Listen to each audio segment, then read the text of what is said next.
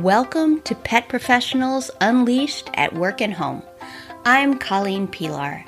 You're about to discover what it means to give yourself the same level of care and compassion that you give animals every day. This show explores the stories of pet professionals just like you, who are making the lives of animals and people better while taking care of their own physical, mental, and emotional needs. So if you want more joy in your life, then hang with me, because this podcast provides the skills, tools, and support that you need to feel your best at work and at home. My guest today is Dr. Meredith Jones, and I have invited her to come talk to me about abundance because that is a topic that is near and dear to her heart. So, Meredith, could you start first by introducing us a little bit to you and what you do, and then we'll dive into our subject of abundance. So, I am an emergency vet. I live in Richmond, Virginia, and I've been out of school for about 13 years now, and I have a couple of other projects that I work on. I became really passionate about personal finance as I was paying off my student debt. And I ended up taking a financial coaching course about 5 years ago. And then I started a Facebook group called Debt Free Vets. And so that is for veterinarians and veterinary students. And we talk about personal finance and we talk about student debt. And so started that group and ended up just joining more communities within the profession. And one of those communities was the Uncharted community. And so they talk about business and they talk about marketing. I went to one of their conferences for the first time and met Dr. Phil Zeltzman, who after that became my partner for the Veterinary Financial Summit. And so that's a conference that we put on last September, and we're having another one this year that's going to be virtual September again. And that is about personal finance and practice finance. And we have, in addition to the conference, we have an online community and we have a podcast as well. That is a lot of stuff. And then it all ties back to your own experiences graduating with a lot of student debt yourself and how you needed to set yourself up for success with that debt and moving forward from it. That's correct? Yes, exactly. So can you tell me, do you know like industry standards? Like what is an average amount of vet that a veterinary student would graduate with? It's probably around in the 180,000 range. And it's going up every year. And then the debt to income ratio goes up every year. And so that's an average across the board, but we're finding that there are a lot of vets who are carrying larger debt loads than that. It's really not uncommon for vets to graduate with over 200,000 and in some cases over 300,000 in student debt. And so there's also a growing population where they have less debt, but I think that's probably those folks who were lucky enough that their parents saved up a lot of money for them to go to vet school. Yeah. And so there certainly aren't as many of those. The other thing when we're looking at the average student debt amount is that I think it's skewed low because it's based on surveys that the AVMA conducts. And so at the end of fourth year, they conduct a survey and it includes a question about debt. I think a lot of vet students are looking at how much they borrowed rather than how much they owe, and not necessarily thinking about how much interest has accumulated on the debt. And so I think that's one reason that 180,000 is maybe not as accurate as we would like to have as a number. Yeah. And you mentioned in there the debt to income ratio, which takes our topic and makes it applicable to all pet professionals in all fields, because you could have debt from any number of sources. Veterinary debt is obviously huge numbers that that many of us can't imagine short of a house or something. But there are lots of people who are struggling with car debt and other kinds of debt, credit card debts, things like that. So can you just explain a little bit the concept of debt to income ratio? Because I think that might be something that a lot of people aren't really familiar with. Mm-hmm. Absolutely. So when we're talking about debt to income ratio, we're talking about the amount of debt that you owe. And in a lot of cases in the veterinary profession, it's categorized as just your student debt or just your vet student debt versus your income. But you could look at that across the board and say, okay, well, how much debt do you owe in general versus your income? And so there's different ways of looking at it, but overall, that's what it means is how much debt do you have versus your income. So for example, if a vet owed $200,000 in student debt and they made $100,000 a year, that's a 2-to-1 debt to income ratio. Thank you. And the word you and I chose was abundance. So here we are talking about debt and the constraining feel of debt and how that makes us feel smaller and uncomfortable and tight. Mm-hmm. And abundance is the word that when you and I were talking previously, that we were like, that would be a great subject to explore. So tell me, what does abundance mean to you? Mm-hmm. If we're looking at the dictionary definition, then you're usually talking about a copious quality of something, a copious quantity of something, I should say. And so you're thinking about prosperity. Some people just kind of pigeonhole it and think about just affluence or just wealth, which I don't particularly like to do. With Veterinary Financial Summit, we talk about financial freedom, and then we also talk about whole life success. And so to me, abundance is that whole life success. And I look at it from a bunch of different angles. So tell me more about that. What does whole life success look like for you? Mm-hmm, mm-hmm. So for me, it's about, okay, so if you want to have abundance, then we're not just talking about meeting our needs, right? We're talking about going beyond that. And so if you have abundance, then you've got the space in your life to think about how you can grow, how can you make a bigger contribution, how can you achieve significance or leave a legacy in your life, how can you make a true impact on the world. And so that's the way that I think about abundance. Awesome. So from that perspective of abundance being more than just, external measures or something that can be carefully calibrated or identified, but looking at it from the perspective of choice and freedom and the ability to grow and the ability to have impact. Can you tell me what is one thing that makes you feel abundant that has nothing to do with money? Mm-hmm. Mm-hmm. So relationships. And so abundance, one way that we can have abundance is with our relationships. So family, friends, relationships with colleagues, and building those relationships with colleagues and with our team members as well. Certainly that's just one example. If we're taking abundance and we're taking it out of the framework of being just money, one of the things that we often hear people talking about as the flip side of abundance is scarcity. Are you familiar with the terms like abundance mindset versus scarcity mindset? Mm-hmm.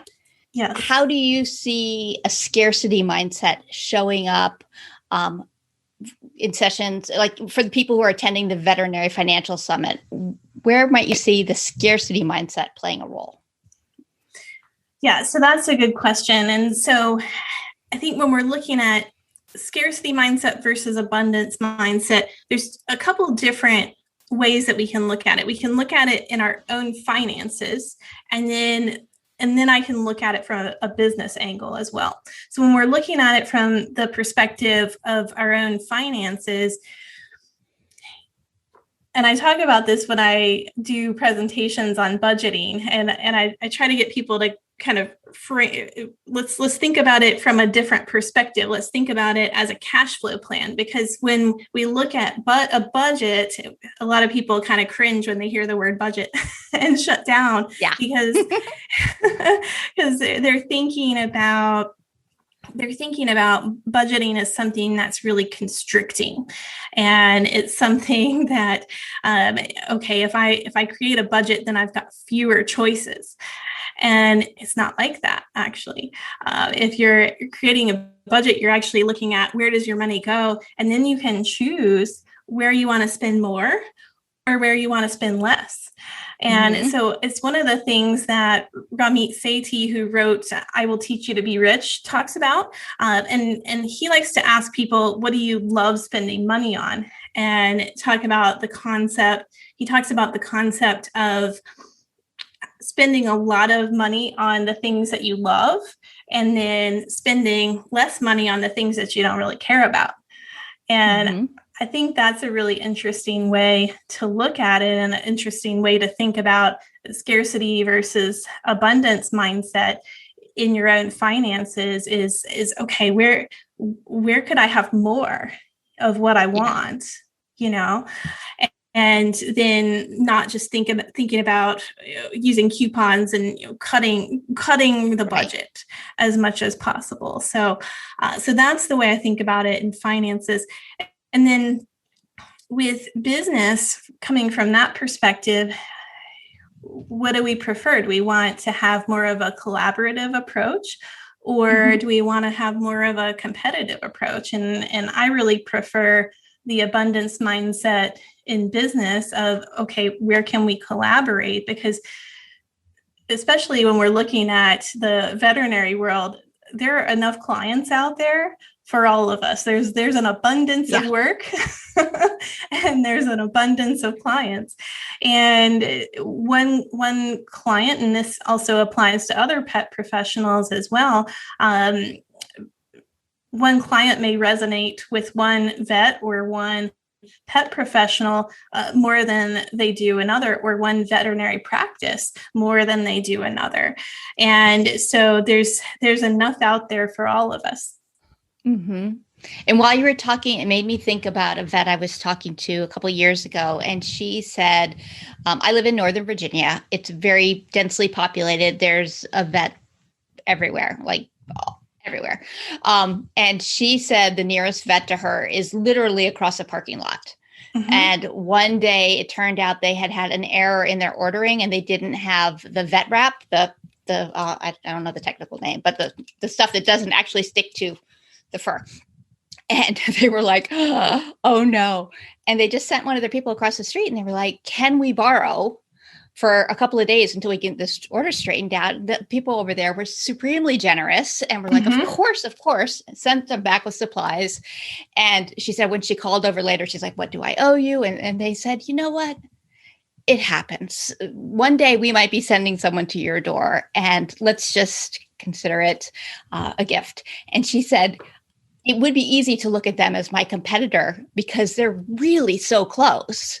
And she said, but there really are enough dogs and cats for all of us. And for them to support me made me so much more likely to support them, and to be, like, of course, helping each other and being there. And I think that's a really good example of how abundance mindset and pieces can really create those relationships that you were talking about, the ones that are sort of built on trust and collaboration and the beauty of that.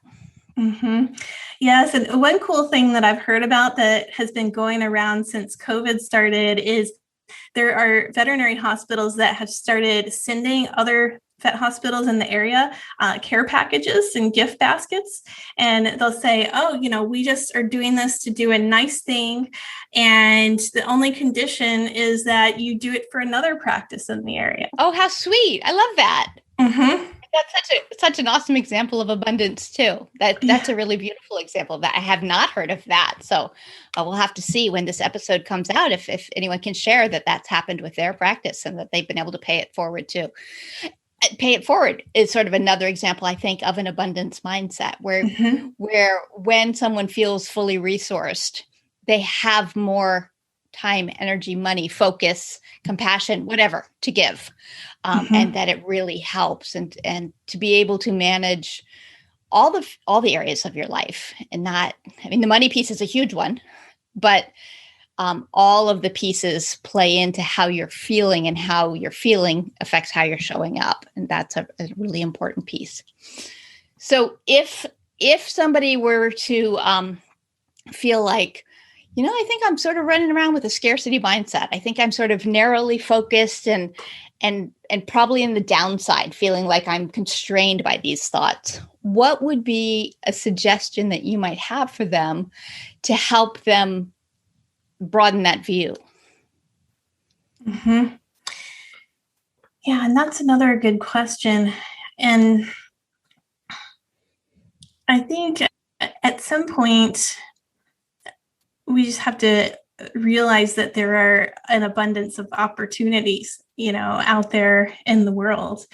And it's just because one person is successful, even in a little tiny niche field, just because one person is successful doesn't mean that you can't be successful in that same little niche field if you want to be. And like I said, there are some people that just resonate or are attracted to one particular person over another, and that's even within a really small niche.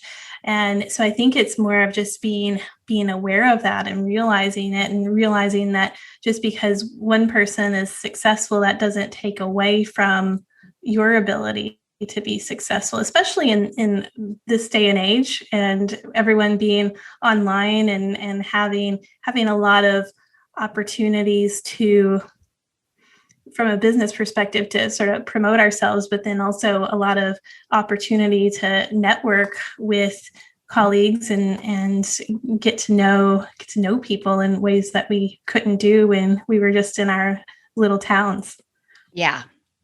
Which I imagine is one of the big benefits of your debt-free vet group, that there is that connection and networking and ability to know that there's a shared interest there. Is that what you're finding?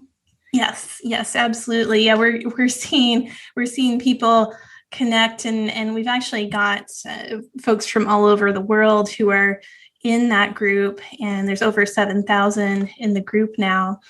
And we're seeing people talk about things and have conversations that just weren't happening before. It used to be that money was sort of a taboo topic.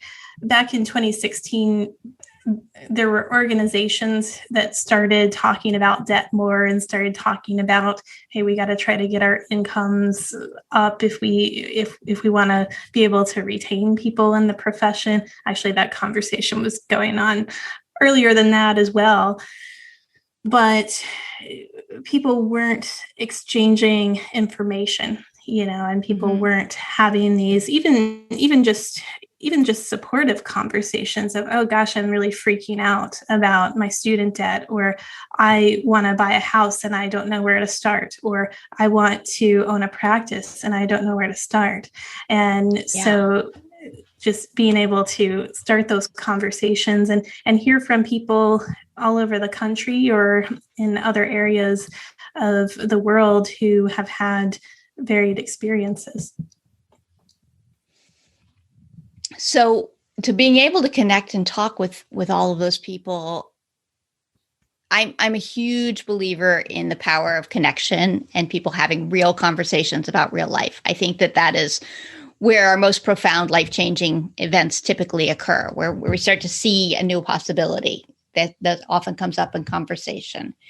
And by providing this forum where people can do that, you said there are now 7,000 people in there doing that.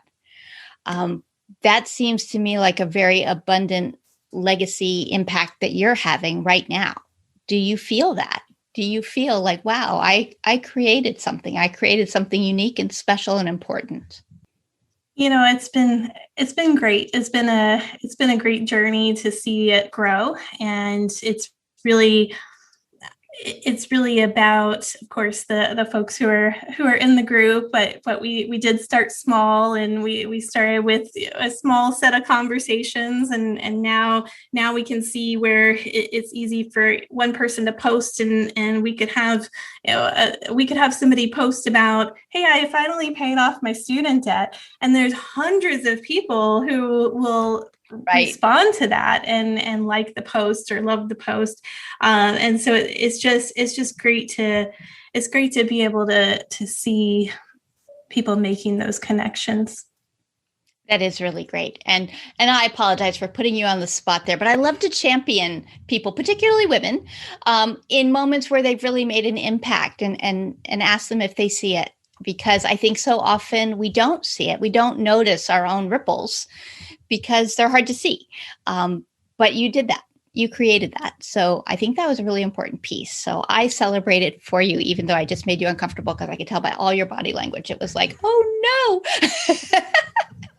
Well, thank you. But the 7,000 people are grateful, and they're cheering each other on, but they're doing it because you created a space that made that a valued and important conversation. So I really appreciate that about you. So if we were thinking about like final thoughts for abundance, what would be a takeaway message for somebody on how to just start feeling more abundant or keeping it in their focus? There's a lot of different kinds of abundance. And so a lot of people think of money first, but there's certainly a whole lot more to it than that. So we've talked about abundance in business. We've talked about abundance in relationships.